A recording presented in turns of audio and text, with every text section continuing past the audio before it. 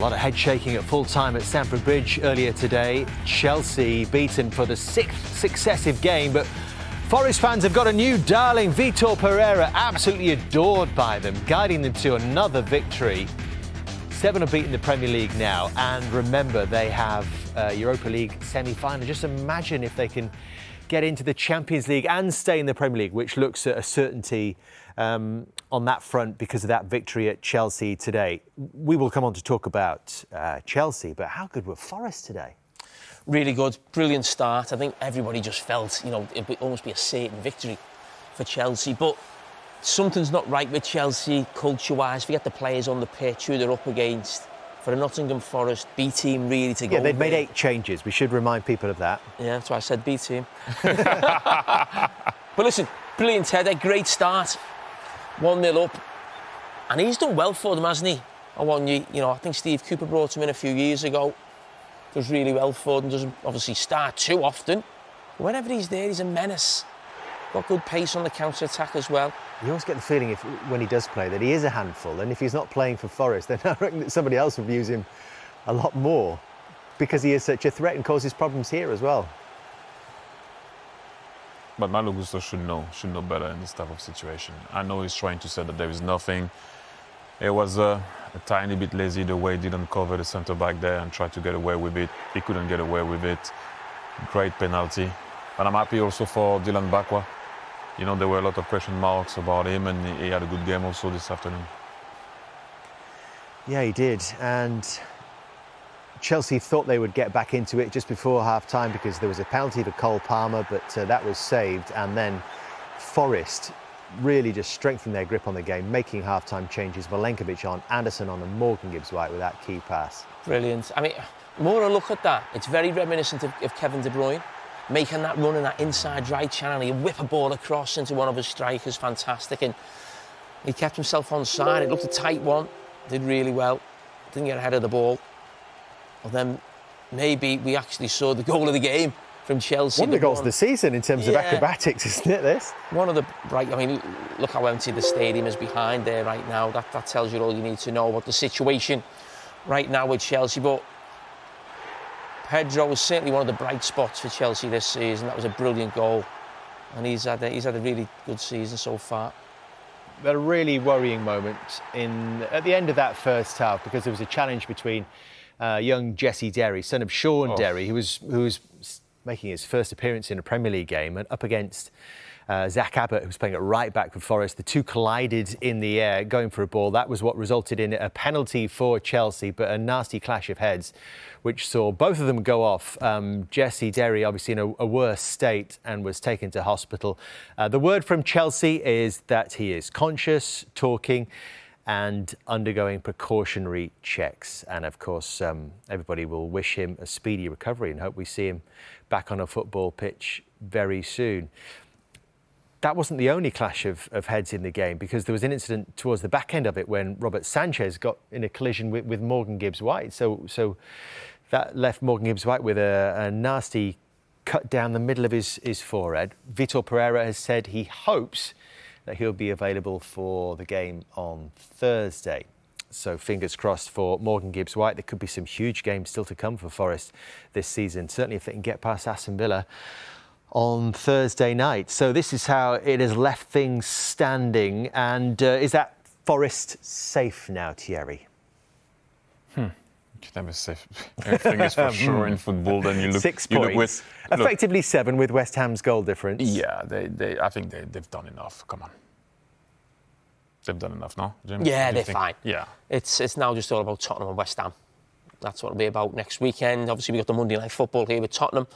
West Ham played the day before, so there's a lot riding on that game in terms of the top of the table and the relegation zone. How impressive is the work that Vitor Pereira has done going into Nottingham Forest there, Thierry? Really impressive, I have to say. I saw them play in a Europa League, and recently the way they are playing. We all thought today that it was maybe going to be difficult for them because 8 changes, but you can see what he's been building with the team because he has the trust of the guys. He put some youngsters in, some guys that didn't play for a very long time, and it looked the same, exactly the same with the way they go about stuff. So you have to give him a lot of credit. Let's have a look at the top half, noting that Fulham are on 48 points in 11th. Sunderland only one behind that on 47, and that's significant because when we move it into the top half, we see that Everton are on 48 with that point tonight. Chelsea are on 48, only a point above Sunderland in 12th place. So 6 consecutive defeats, albeit ending their goal drought, their first in 2 months in the Premier League this evening. But still, that is a sorry state of affairs. How would you sum up Chelsea's season, Thierry? You know what? It's been a roller coaster, to say the least. With coaches coming, players coming and going. But it's been the story of Chelsea for a very long time now. And I mean, to be in this type of situation, I never thought I would have said that about the Chelsea that I know that we played against. Being in this type of situation, losing 6 games in a row and only scoring 1 goal at the dying end of a game. But like Jamie said, at one point, you need to, what's the new identity, what's the new philosophy of Chelsea Football Club right now? I think at one point you need to keep some type of a core to be able to build around and see where you're going. And at one point you need to get a manager that's going to need to have time to implement what he's about. Again, I keep on mentioning Mikel Arteta. It took Mikel Arteta a little while to put things together at Arsenal, but we all know also that Chelsea go about their manager and the way they do and keep their manager a different way. But I think it's time to give a manager time to be able to work at what this team is needed. That's one of the problems. Thierry's right. I think they had the manager in Maresca. I was really impressed with the work Maresca did. And then there's obviously a clash of personalities. And at that football club, there's no one more powerful than the sporting directors, and they're letting that be known. But once you get a manager who starts winning trophies, understandably, his ego, he wants a little bit more power. That's normal. That's what top managers get when they get more successful. So they're going to have to deal with that in the future if they do get a top manager or someone who's successful, because they lost out on Maresca. But with the owner, Jamie, though, Begdad Eghbali, and the sporting directors, if they won the FA Cup, would they say this has still been a successful season? No chance. Absolutely no chance, no. I mean, where are they? 19th? I mean, they've been 10th. It's about winning trophies, isn't it? Yes and no.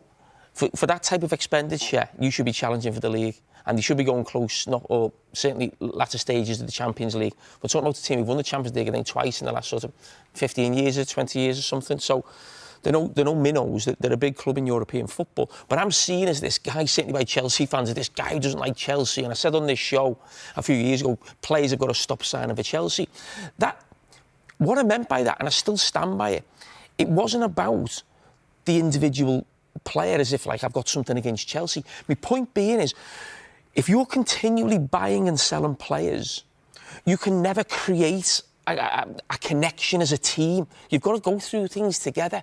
They buy 2 wingers every year. So the 2 they buy the year before, how do they feel?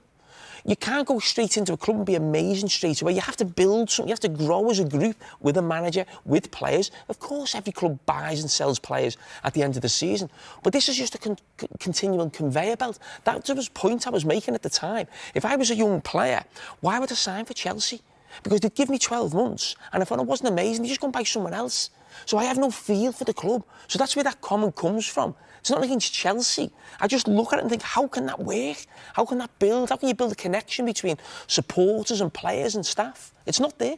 So do they need to change their model a little bit, Thierry, do you think? Do you suspect that maybe there's a little bit too much power invested in the decision-makers rather than in the person who's in charge of the football team, whether that's a head coach or a manager?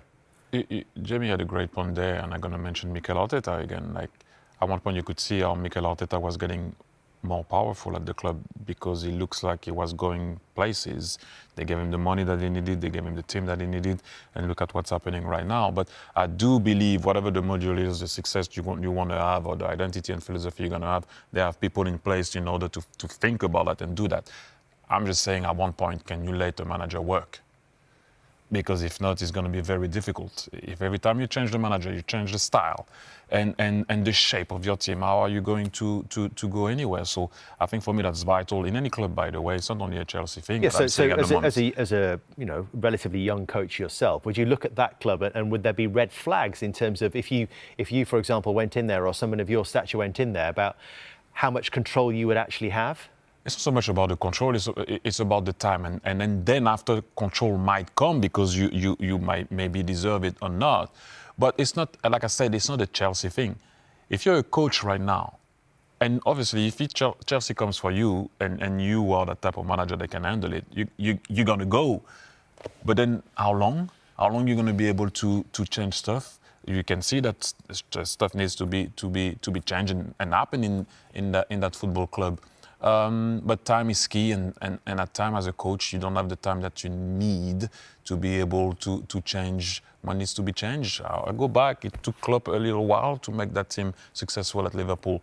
Mikel Arteta, look at how long it took Pep Guardiola this year, the great Pep Guardiola, to find the right balance in order for Man City to be successful. Again, I mentioned it at the top of the show, he had to go and get Gay and Semenyo and make Ryan Cherky understand what he needs to do. So it's not always easy. But did any of those people, we're going to throw some names into the mix in a minute, did any of those people that you've mentioned talk against their employers publicly, which is with the accusation against Enzo Maresca, which is why Chelsea had to make the change? Do you not have to play by the rules if you do get the opportunity, Thierry? Well, I've seen so many coaches do that, and sometimes when they do it, you're like, it might be the end if he does that. But I think that sometimes also why managers are not allowed to express themselves. And I know if you do, you open yourself to an issue. Look at the coach of Crystal Palace. He's been talking about, okay, you asked me to stay, and then you sell my best players, and then we don't really invest. But why a manager is not allowed to express himself? We always sit here and we look at a manager, and you're like, oh, we wish he was a bit more honest. We want to know what's happening. And as soon as you're honest, you have to take your car and leave the car park. Let's throw some names into the mix then, and maybe come up with some contenders that Chelsea may or may not be looking at right now. Oh, that's an interesting one at the top of the list. What is Cesc Fabregas doing there? Very popular ex-Chelsea player, doing very well in management, so I'm told, with Como. Very well Felipe indeed. Luis, who was linked previously with the Chelsea job. Xabi Alonso out of work. Julian Nagelsmann has been on everybody's lips this summer, leading Germany into the World Cup. Oliver Glasner will be leaving Palace. Andoni Iraola will be leaving Bournemouth. And Marco Silva may well be leaving Fulham. His contract expires. Commentary fans will wince at Frank Lampard's name on that list, and a couple of former favourites there as well. Jamie, where do you think they should be looking? Well, I think you'd probably rule out the bottom three. They've all managed Chelsea before. So I don't really see that. I don't see Glasner because of the back three. I think we've had this conversation before about other sort of top clubs, so I think that wouldn't happen. I don't see Xabi Alonso there with his link as a Liverpool player and Chelsea being sort of big rivals at the time. I might be wrong on that, but I think if he was come to the Premier League, it probably would be Liverpool at some stage. Fabregas does look right now one of the new hot things in football, doing Leave fantastic. I will. Felipe Luis is done really well. I've got that right? Yeah, with Flamengo. But he obviously had a spell at Chelsea as a player. You know what I think would be really interesting? And I think as a Chelsea supporter, they really dislike their own club right now, I could imagine, in terms of their ownership and the players. You watch a team like get beat 6 times, not score a goal. There's obviously something lacking. There's quality there. They loved them at Wembley a couple of weeks ago.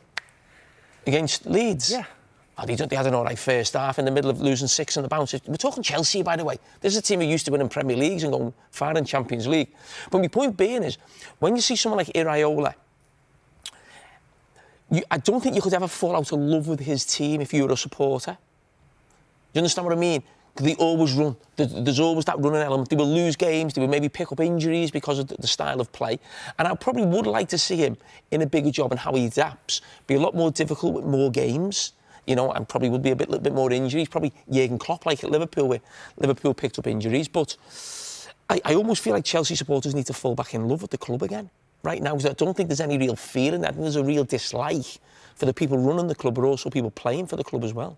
We had a discussion about Iraola, and I think it was the Brighton-Bournemouth game that we did that night, I think on the Monday Night Football. And I said that they started the season well, remember? And then went on a long run of not winning. And obviously we all know the run that they're on now. Do you think at a big club they will accept that run at the beginning of season? Well, after that great start that he had, that he went on the run of not winning for a very long time. That's when he becomes tricky at a big club. At Bournemouth, for example, for Iraola, nobody said anything. Then he went back to prove that what he is a great coach. But would he? I agree with you. You go on a long run at a big club, you've got a problem. But probably he would argue, or people would argue, well, would he have better players at a bigger club? Yeah. So you're not on that run as long. What if you saw the style was taking shape? The patterns were there. I'm just saying that at one point, again, we're going to go back to the same thing. But you need to be patient.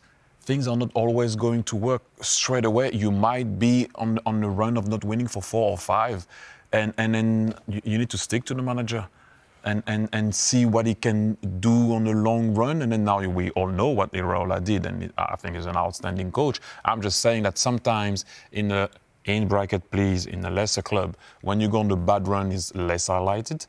That you work a tiny bit on the less pressure. And you won't have the same player. Yeah. Okay. So a lot of players sold and never said a word.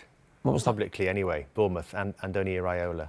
Yeah, you just got on with it. So you think the Chelsea hierarchy would like that? Might that be the right thing? Listen, I think we're not far away from the next thing that would have to change. Is not years ago you'd say sack the board, wouldn't you? That's what but I mean, the investment in clubs now, that's you're talking billions, so that's not going to happen.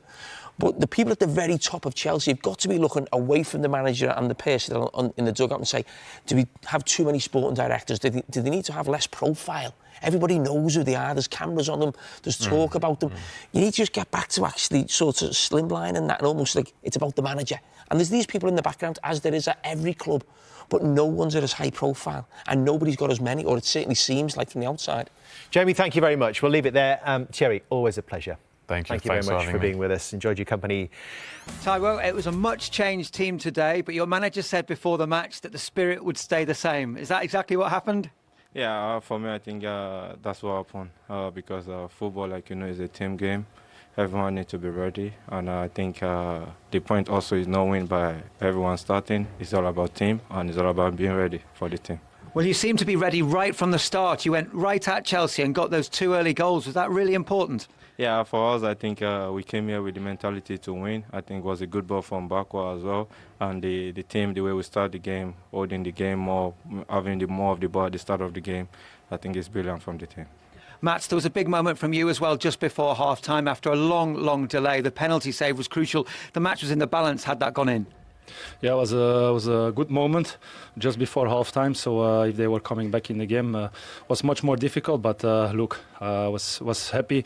I'm happy to help the team on a crucial moment, and I think this win is massive for us. For still 3 games to play, of course, not yet done, but we are almost there now. You seem to be setting new standards every week in terms of your performances, but this win has to be right up there, given the changes that were made to the team. Yeah, I think the last weeks we did really well.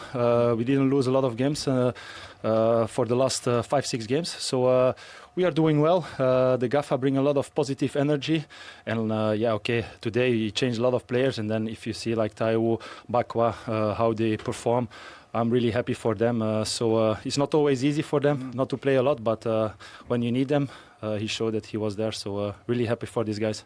Taiwo, this is going to be a huge week for the club, and if you are to have success, you need the whole squad. What is the atmosphere like within the group now? Do they feel they are close to something really special? I think kudos to the manager and to the staff of the team. Not only the people on the ground, like the nutritionists, the physio. I think they've been amazing. And like you said, it's all about the team. It's all about being ready. It's all about looking forward to the next game. And I believe it's going to be an amazing season for us. Well, it was a great performance today. But Taiwo, you are the player of the match. Do the honours, Matt. I'm really happy for you. Thank you.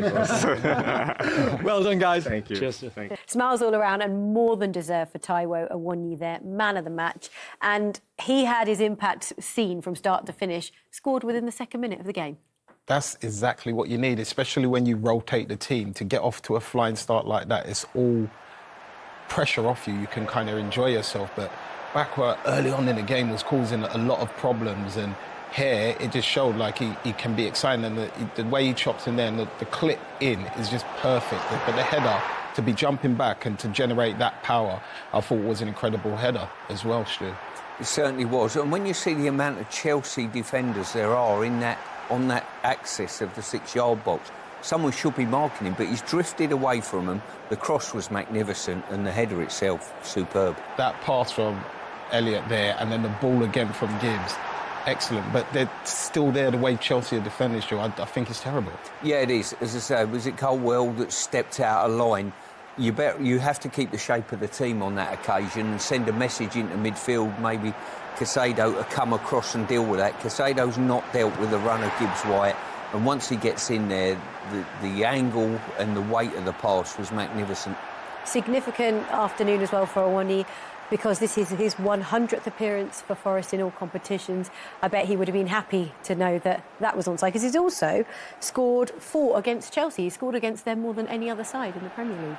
He likes Stamford Bridge as well. It seems that way, but I think, like Stuart said, when he was up there, I think before Wood signed, he was a problem. He was a thorn in everyone's side, scored a lot of goals.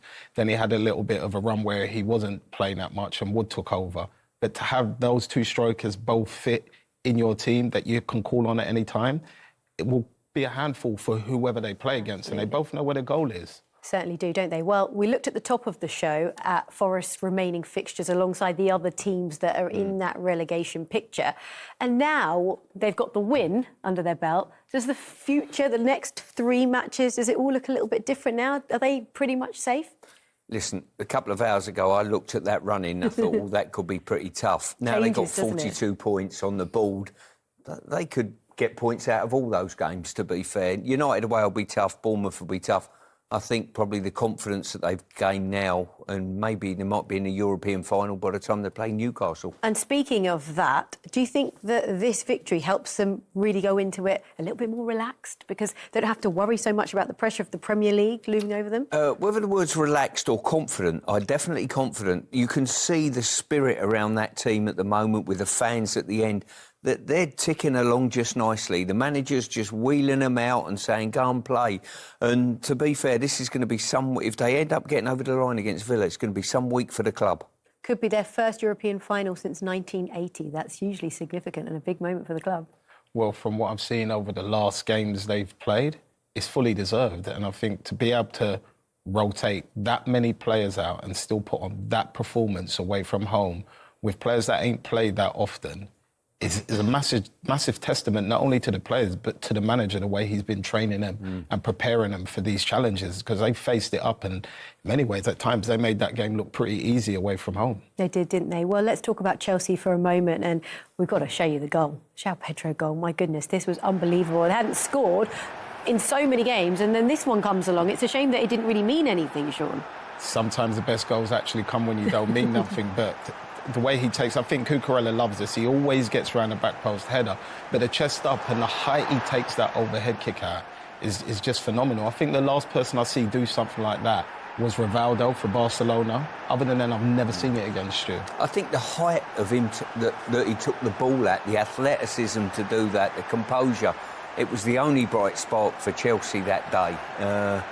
But listen, some finish. He's some player, this kid. He is. My goodness me, that was absolutely sensational, that goal. You can watch that over and over again. And there you go, Stuart. There are Chelsea's last 6 Premier League results. It's not great at all. That's horrific run of form. It really is poor. And to be quite honest with you, the games keep coming.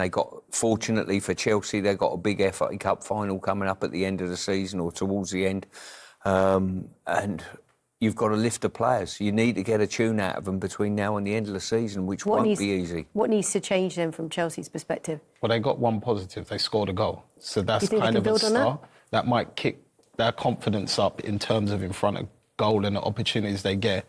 They might take them now, but there's still a lot more going on there within the defensive areas, the midfielders letting runners run off the back of them when they really shouldn't be. So there's still a lot to go, but it's a positive. The afternoon, however, belongs to Forest. What an incredible, most memorable moment it could be when they look back at this season. Oh, without a doubt. I mean, them and Villa, who are in this semi-final together, they both made wholesale changes. One team were awful, albeit Tottenham played reasonably well. Forest have gone to Chelsea and absolutely rolled them over. Incredible. the club are on the up, and this game on Thursday will be an intriguing game. And I think the fans are very much looking forward to it. Well, I just want to say thank you for your company. It's been absolutely wonderful spending the afternoon with you. Thank you for yours. So that's us, done and dusted here in the studio. But don't forget,